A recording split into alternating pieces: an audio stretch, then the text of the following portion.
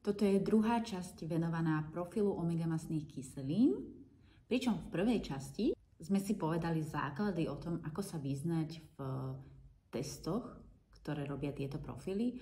Tento konkrétne bol zo Zinzina. No a v tomto videu sa pozrieme na 11 mastných kyselín, ktorých hodnoty ti ukážu, ako je na tom tvoj jedálniček a na čom treba zapracovať. Poďme teda po poriadku a začneme kyselinou palmitovou.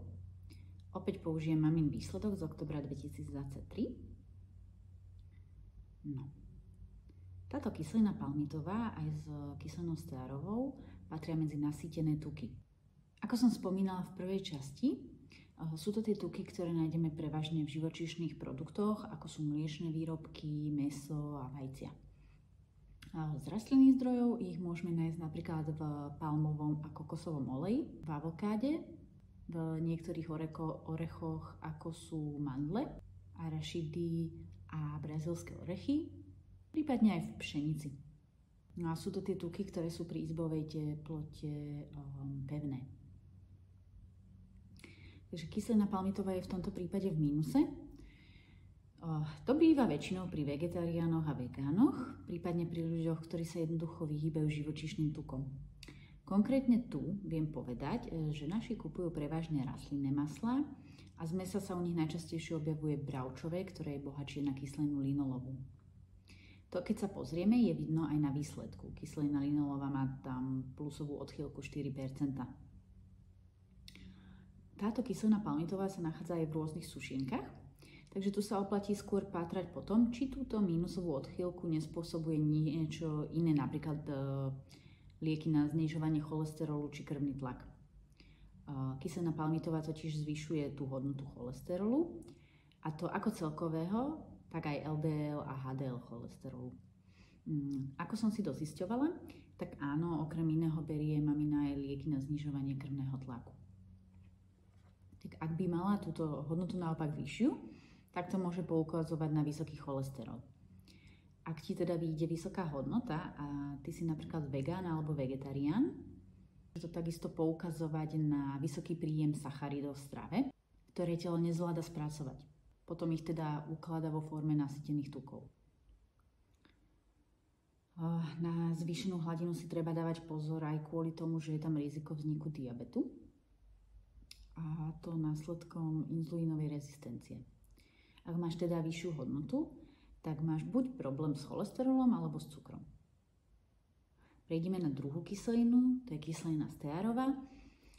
O tejto kyseline sa hovorí, že môže mať menej nepriaznivý účinok na hladinu cholesterolu v krvi a v porovnaní s inými nasýtenými mastnými kyselinami, čiže dá sa povedať, že je taká lepšia.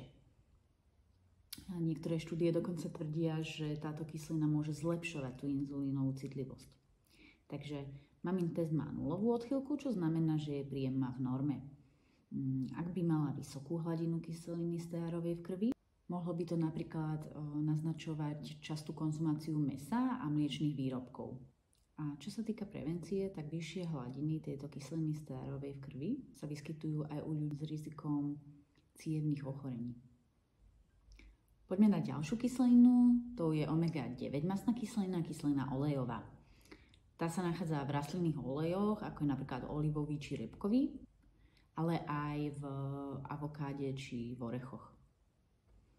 Mamina tu má 18% plusovú odchýlku, no v tomto prípade nie je úplne potrebné riešiť jej zmiernenie, nakoľko ide o mastnú kyselinu, ktorá má skôr neutrálny vplyv na hladinu cholesterolu. Ak by mala nízku hladinu, trebalo by do jedálnička zaradiť tieto spomínané oleje a potraviny.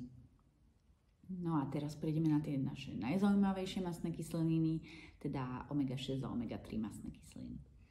Ako prvú, tu máme kyselinu linolovú s plusovou odchýlkou 4%. Zdrojmi tejto mastnej kyseliny sú rastlinné oleje ako kukuričný, slnečnicový či sojový olej, spomínané bravčové mäso, ale aj kuracie mäso, vajcia, avokádo, pšenica či palmový olej. Nezabúdaj na to, že ten palmový olej sa nachádza aj v rôznych sušienkách a sladkom pečive, a teda aj v čokoládkach a rôznych polotovaroch. No, Plusová odchýlka býva spojená s obezitou, ale aj so zápalovými stavmi a rôznymi kardiovaskulárnymi ochoreniami či zmenami vo funkcii a vývoji mozgu. Dokonca existujú štúdie, ktoré zisťujú jej pôsobenie na vývoj rakoviny. Dobre, spolu s touto býva väčšinou zvýšená aj hladina kyseliny arachidonovej. Ak by ale pri tejto vysokej hodnote bola hladina kyseliny arachidonovej naopak znížená, tak dá sa z toho vyčítať, že človek preferuje rastlinné zdroje tukov. Nakoľko v tomto prípade je hladina kyseliny arachidonovej takisto zvýšená s odchýlkou 9,5%, je vidno, že mamina má v jedálničku množstvo mäsa, ako už vieme, tak práve bravčového. Kyselinu gamalinolovú a dihomogamalinlovú má v poriadku, bez odchýlky. Táto dihomogamalinlová sa môže odvodiť aj z tej kyseliny linolovej, prípadne sa získava priamym príjmom z niektorých rastlinných olejov. Zaujímavá je najmä vzhľadom na jej potenciálnu úlohu pri rôznych zápalových ochoreniach a ochoreniach spojených s obezitou či reumatoidnou artritídou, ale dokonca aj s astmou a atopickým ekzémom. Zvýšený príjem tejto dihomogamalinlovej kyseliny v strave totiž môže mať terapeutický potenciál pri liečbe niektorých zápalových ochorení. Jej zvýšená hodnota by teda mohla mať v tomto prípade aj pozitívne účinky. No a ideme do finále. Ako posledné si prejdeme omega-3 mastné kyseliny, ktoré sú tak dôležité a zároveň ich vlastne tak zanedbávame. Oni sú vlastne dôležité pre rôzne funkcie tele, vrátane už spomínaných protizápalových procesov, udržiavania zdravia srdca a srdcovo-cievneho systému, takisto aj mozgu a centrálnej nervovej sústavy, popri tom ešte podporuje náš imunitný systém a celkovo vplyv týchto omega-3, ich príjem, podporuje našu prevenciu voči chronickým a civilizačným ochoreniam. No. Prvú tu máme kyselinu alfa-linolénovú, tá sa nachádza v rastlinných olejoch, ako je repkový a ľanový olej, ale aj v chia semiačkách či vo vlašských orechoch a napríklad aj v špenáte a ružičkovom keli. Z testu vidno plusovú odchýlku 27%. Tieto nízke hladiny kyseliny alfa-linolénovej môžu byť spojené napríklad so zvýšeným rizikom srdcových ochorení. Naopak, príliš vysoké príjmy nevykazujú žiadne zdravotné rizika. No aj tak sa odporúča strážiť si konzumáciu v tých cieľových hodnotách. Ako druhú omega-3 tu máme naše obľúbené EPA, teda kyselinu eicosapentaénovú. To je názov, čo? Každopádne, táto omega-3 je známa svojimi protizápalovými účinkami a má kľúčovú úlohu v udržiavaní zdravia srdca a mozgu. Okrem toho má aj pozitívny vplyv na duševné zdravie a môže prispievať aj k zníženiu symptómov depresie a úzkostných stavov. No, nájdeš ju najmä v morských rybách a aj v morských riasach. Na tomto teste je krásne vidieť, že v tejto domácnosti sa ryby často nejedia. Ten rozdiel je až tak výrazný, až sa mi na to zle pozerá. Každopádne, čo z toho vieme vyčítať, okrem toho, že mamina nie je rybky? Pri takom nízkom množstve omega-3 všeobecne sa zvyšuje riziko kardiovaskulárnych ochorení a teda negatívne sa aj ovplyvňuje duševné zdravie a zhoršujú sa zápalové stavy. A aby som to pretavila priamo na príklad, ktorý je bohužiaľ aj aktuálny a dlhodobý, tak maminu trápi srdcová arytmia a zápaly v tele, ktoré spôsobujú veľké bolesti v oblasti kĺbov. Poďme na ďalšiu omega-3 a to je kyselina dokozapentaénová, DPA, ktorej minusová odchýlka v tomto prípade robí 57,4%. Tá sa nachádza v mastných rybách, rybacej pečení, v morských plodoch a riasach.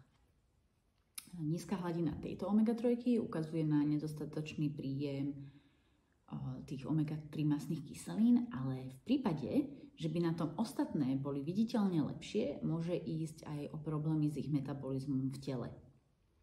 DPA je dôležitá pre srdcové zdravie a podporu zdravia mozgu a teda imunitný systém, tak jak všetky tie omega-3. Takže tak ako pri EPA, tak sa pri jej nízkom množstve v tele zvyšuje riziko tých kardiovaskulárnych chorôb. No a posledná omega-3, DHA, teda kyselina dokozahexaénová, tá má rovnaké zdroje ako ostatné omega-3 a teda aj tu máme samozrejme minusovú odchýlku, a to 68,8%. Tá je dôležitá pre fungovanie mozgu a zdravie očí a je veľmi zásadná pre vývoj mozgu u detí a aj vývoj očí. Prispieva tiež k zdraviu srdca a môže znižovať zápal. Jej nízka hladina môže práve ovplyvňovať tie kognitívne funkcie a zrak a zvyšovať riziko srdcových ochorení. Mimochodom, osobne poznám jednu pani, ktorej sa po pár týždňoch užívania omega-3 zlepšil zrak. Ona na to došla úplnou náhodou, takže bola v kostole a čítala z knižky, spievala a spolusediaca jej hovorí, že ty kde máš okuliare? A ona, že Ježiš, fakt, že ja nemám okuliare, že ja vidím. Tak potom si to začala všímať, že naozaj jej sa zlepšil zrak. A to už je teda pani v rokoch. Ono, aby bolo jasné, samozrejme doplňanie omega-3 je veľmi dôležité, každopádne vždy treba dbať celkovo na životosprávu. Niečo ubrať a niečo pridať. Pretože tým, že doplníme tie omega-3, si môžeme v niečom zlepšiť, ale ak ten životný štýl a štandard, ktorým ako sa stravuješ, bude stále rovnaký, tak stále ti tam budú tie jednotlivé omega-masné kyseliny ubiehať a tým nesprávnym smerom, čo môže mať za následok naozaj už neskôr, niekedy skôr či neskôr, tie civilizačné ochorenia, ktorým sa chceme teda vyhýbať. A ono to síce môže znieť desivo, pretože väčšina ľudí, keď už rieši nejakého výživového poradcu alebo lekárov, tak už rieši nejaký problém, ktorý je zapríčinený práve aj tým, že máme nedostatok omega-3 v tele, prípadne celkovo tým, ako sa stravujeme. Preto treba hľadať skôr spôsob, ako sa tomu vyhnúť, než už liečiť niečo, čo už vypuklo a čo už môže byť aj chronické. Takže samozrejme dá sa aj s tým niečo robiť, vždy tou strávou sa dajú urobiť také malé zázraky, ale zároveň je podľa mňa veľmi potrebné dbať na prevenciu.